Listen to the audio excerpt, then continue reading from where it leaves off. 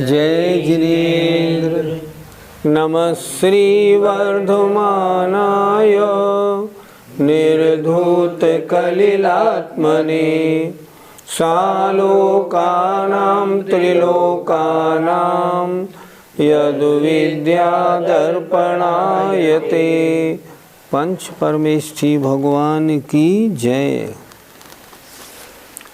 इस समय रत्कर्म शावकाचार में प्रोष्ठोपवास व्रत के बारे में चर्चा चल रही है। प्रोष्ठोपवास व्रत क्या होता है, कैसा होता है, उस दिन क्या करे क्या नहीं करे, ये कितने प्रकार का होता है, ये सब बातें पूरी हो गई। अब आज प्रोष्ठोपवास व्रत में क्या क्या अतिचार अर्थात दोष लगते हैं उनकी चर्या इस श्लोक में की गई है। ग्रहणो विसर्गास्तरणा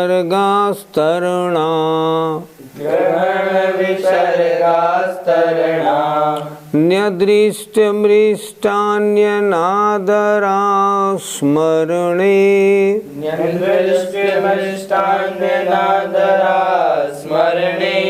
न्यदृष्टिमृष्टान्यनादरा स्मरणे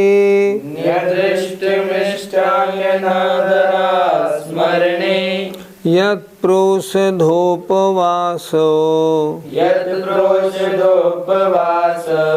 व्यतिलंघन पंचकं तदिदं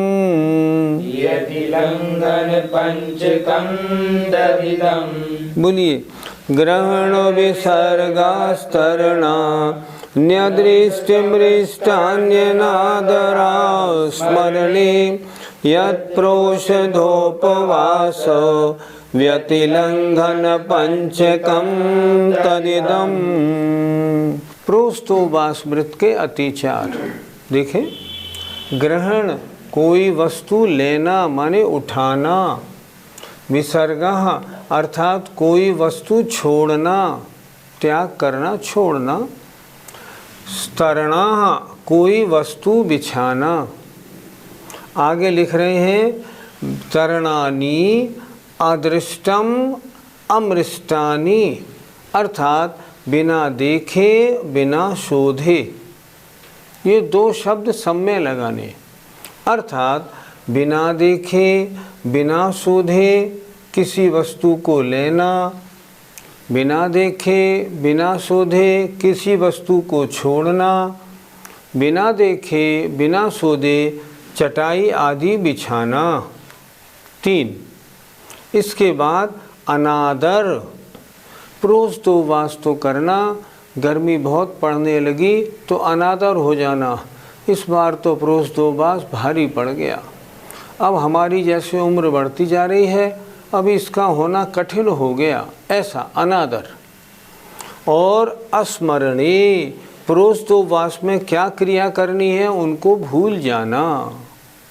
फिर एक बार देखें, 5 अतिचार हैं। पहला अदृष्ट अमृष्ट, बिना देखे बिना शोधे कोई वस्तु लेना, बिना देखे बिना शोधे कोई वस्तु छोड़ना, बिना देखे बिना शोधे कोई वस्तु बिछाना, प्रोष्ठोपवास के प्रति आदर ना रहना, अनादर। और अस्मरणे, प्रोष्ठोपवास में क्या आवश्यक क्रियाएं करनी है उन्हें भूल जाना। यत मन जो प्रोष्ठोपवास है उसके ये पंचकम 5 तदिदम वे ये व्यतिलंघन अर्थात अतिचार हैं। प्रोष्ठोपवास व्रत के ये 5 अतिचार हैं, अर्थात इनमें से कोई भी कार्य होगा तो प्रोष्ठोपवास व्रत में ये अतिचार लगेगा। उसमें दोष लगेगा। इसलिए इन 5 से बराबर वृत्ति को हटना चाहिए। पंडित जी, यहाँ ग्रहण शब्द से क्या लेना चाहिए? अर्थात प्रोसदोबास वृत्ति को चाहिए कोई भी वस्तु उठाए पहले देख शोध के उठाए। इसमें जीव जंतु तो नहीं है, पहले उसको एक अच्छे पतले कपड़े से पहले ऊपर साफ करे फिर उठाए। आपने देखा होगा जितने व्रती होते हैं ना, उन सब के पास एक रुमाल होता है। जहाँ बैठते हैं पहले रुमाल से साफ करते हैं फिर बैठते हैं। कुछ रखते हैं पहले रुमाल लगाते हैं फिर रखते हैं। यहाँ ग्रहण से मतलब है कोई भी वस्तु उठाए पहले देख शोध के उठाए। मान लो ऊपर धोती पूजा के कपड़े टके हैं, तो पहले उठाने से पहले देख ले उसमें मच्छर तो नहीं बैठे हैं। उनने धोती उठाई, 1-2 मच्छर मर गए तो फिर पाप लगेगा। इसलिए ग्रहण का मतलब कोई वस्तु उठाए पहले देखे शोधे फिर उठाए। पंडित जी, विसर्ग शब्द से क्या लेना है? विसर्ग का मतलब छोड़ना। तत्वार सूत्र में बिल्कुल इसी श्लोक के अनुसार जो उमा स्वामी महाराज ने सूत्र लिखा था, आचार्य समंतभद्र महाराज उनके शिष्य थे, तो उन्होंने उसी के अनुसार ये अतिचार लिखे।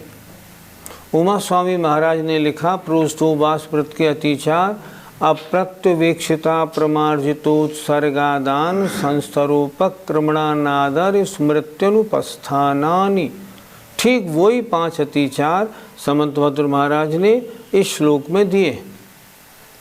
छोड़ने का मतलब होता है अगर मलमूत्र छोड़ना है, कहीं थूक कफ आदि छोड़नी है, हाथ धो के कहीं पानी फेंकना है, कुछ भी करना है पहले देख तो ले। मान लो पेशाब करने जाए तो पहले देख ले वहाँ चींटी वगैरह जीव जंतु तो नहीं हैं, अगर हैं तो दूसरे स्थान पर जाए, उस स्थान पर नहीं, या जीव जंतु पहले हटाएगा तब जाएगा। पहले में था कोई वस्तु उठाए देख शोध के उठाए। यहाँ विसर्ग का मतलब है कोई वस्तु छोड़े। अगर मान लीजिए जुखाम है, कहीं नाक या कफ डालना है, पहले देखेगा फिर छोड़ेगा ताकि जीव हिंसा ना हो। तो विसर्ग का मतलब होता है कोई वस्तु छोड़ना। पंडित जी, आस्तरण शब्द से क्या तात्पर्य है? अर्थात चटाई आदि बिछाना, शाम को सोने के लिए अपनी दरी आदि बिछाना। बिछाने से पहले देखेगा, बिछाने वाली वस्तु को झाड़ेगा, उसके बाद बिछाएगा। आजकल हम लोग क्या करते हैं, मंदिर जी में खड़े हो गए, एक चटाई आसन वहाँ पड़ा है, हमें वो आसन यहाँ लाना है, 10 फुट दूर हम पैर से खिसका खिसका के लाते हैं। नहीं, ये क्रिया पाप बंध में कारण है। रास्ते के सारे जीव जंतु मरेंगे। अगर यहाँ कोई मेज है, इसे खिसका के वहाँ तक ले जाएंगे, ये विधि नहीं। विधि यह है उठा के ले जाएं ताकि रास्ते के जीव न मरें। इसलिए अगर बिस्तर आदि बिछाने हैं, चटाई आदि बिछानी है, पहले वो देखेंगे शोधेंगे उसके बाद बिछाएंगे। प्रोसदोबास किया है, शरीर में कमज़ोरी सी आ गई है, अब तो क्या करें, देखा भाला नहीं जाता, यहीं से लिया और बाहर थूक दिया, ऐसा नहीं करेंगे। ऐसा करेंगे तो फल में कमी हो जाएगी, दोष लगेगा। इसलिए कोई भी वस्तु लेनी हो, कोई वस्तु छोड़नी हो, या कोई भी आसन बिस्तर आदि अगर बिछाने हों, पहले देखते हैं शोधते हैं फिर बिछाएं। अगर देख शोध नहीं करते हैं तो ये दोष लगते हैं। पंडित जी, अनादर अतिचार से क्या समझना है? प्रोसदोबास कर तो रहे हैं पर उसमें भाव निर्मल नहीं रहना, थोड़ा बोझ समझ के करना। अब उम्र बढ़ गई है, अब उम्र बढ़ने के साथ अब इतना नहीं होता तो जो लिया था उसको पालन तो करना है। उत्तम नहीं हो तो मध्यम करें, मध्यम नहीं हो तो जघन्य करें, करना तो पड़ेगा ही, क्योंकि आप व्रती हैं और इतने दिन का अभ्यास चल रहा है तो आपत्ति क्या है। इसलिए प्रोसदोबास में तो बजाय अनादर के और आदर भाव होना चाहिए। ये प्रोस्तोवास मेरी कर्मों की महान निर्जरा में कारण है, इसे मैं मन लगाकर क्यों न करूं। रंच मात्र भी अनादर का भाव न हो जाए। कोई सा मौसम हो, कोई परिस्थिति हो, कुछ भी हो, अगर मान लीजिए घर में कोई ब्याह शादी वगैरह है, नहीं, मैं प्रोस्तोवास की अपनी क्रियाएं तो पूरी करूंगा, शेष तुम देख लेना, ऐसा करें, उसमें जरा भी कोई कमी ना आवे। गुरुजी, स्मरण अतिचार क्या है? स्मरण माने याद रखना, स्मरण माने प्रोस्तोवास की क्रियाओं को भूल जाना। प्रोस्तोवास में सुबह से शाम तक मुझे क्या क्रिया करनी है, कौन सा जाप जपना है, उसको भूल जाना, ये स्मरण नाम का अतिचार है। इस प्रकार प्रोस्तोवास व्रत के 5 अतिचार हुए।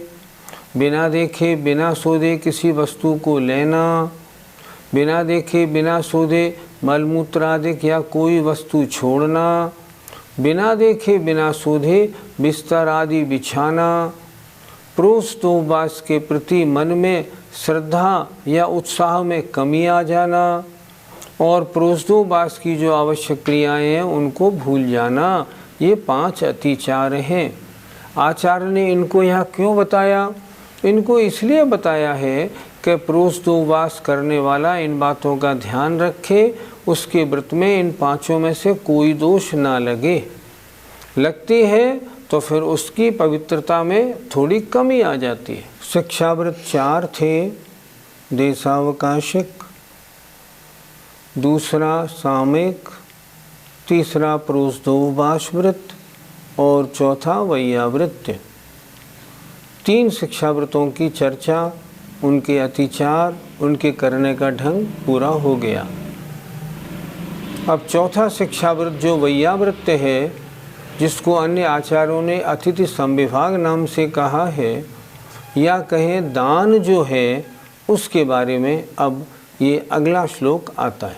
दानम वैयावृत्यम, दानं वैयावृत्यं, धर्माय तपोधनाय गुणनिधये, धर्माय तपोधनाय गुणनिधये, अनपेक्षितोपचारो,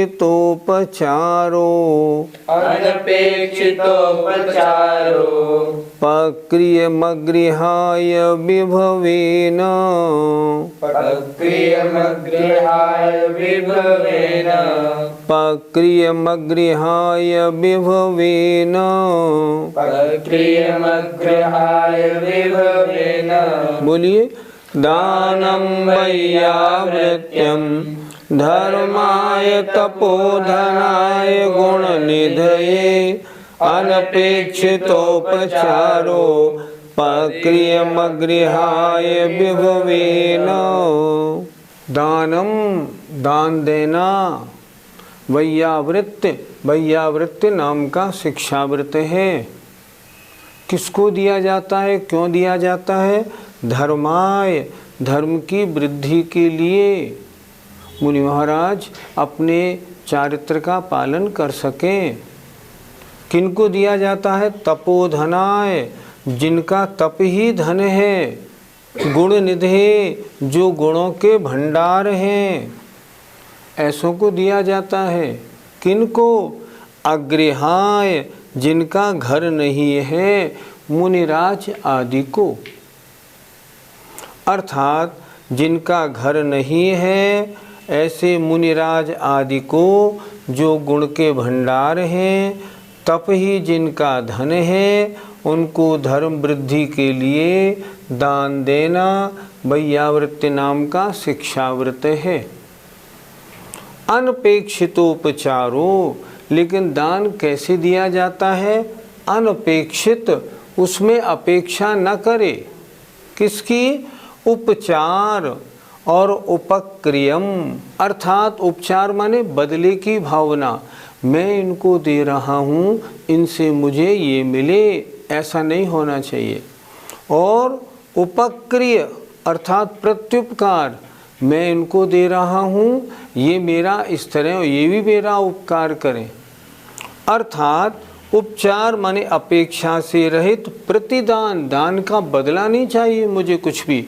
मैंने तो अपने परिणामों की विशुद्धि के लिए अति प्रसन्नता पूर्वक पुण्यवर्धन के लिए ये कार्य किया है। प्रतिदान की अपेक्षा नहीं, अनपेक्षित उपचारो, बदले में कुछ मिले भावना नहीं। और अपक्रियम और कोई उपक्रियम अगृहाय, उपक्रियम अर्थात मैंने जो ये दान दिया है इसके बदले में प्रत्युपकार की भावना नहीं, ये भी तो मेरा कुछ करे, नहीं, ऐसा नहीं। ऐसी भावना से रहित होकर के जिनके घर नहीं है ऐसे मुनि महाराजों को विभवेनो अपने सामर्थ्य के अनुसार देना चाहिए। ये नहीं कि बहुत पैसे देने वाला, थोड़े पैसे देने वाला, नहीं, अपनी सामर्थ्य के अनुसार दे। पंडित जी, दान कितने प्रकार का होता है? दान के भेद हम दो तरह से बना सकते हैं।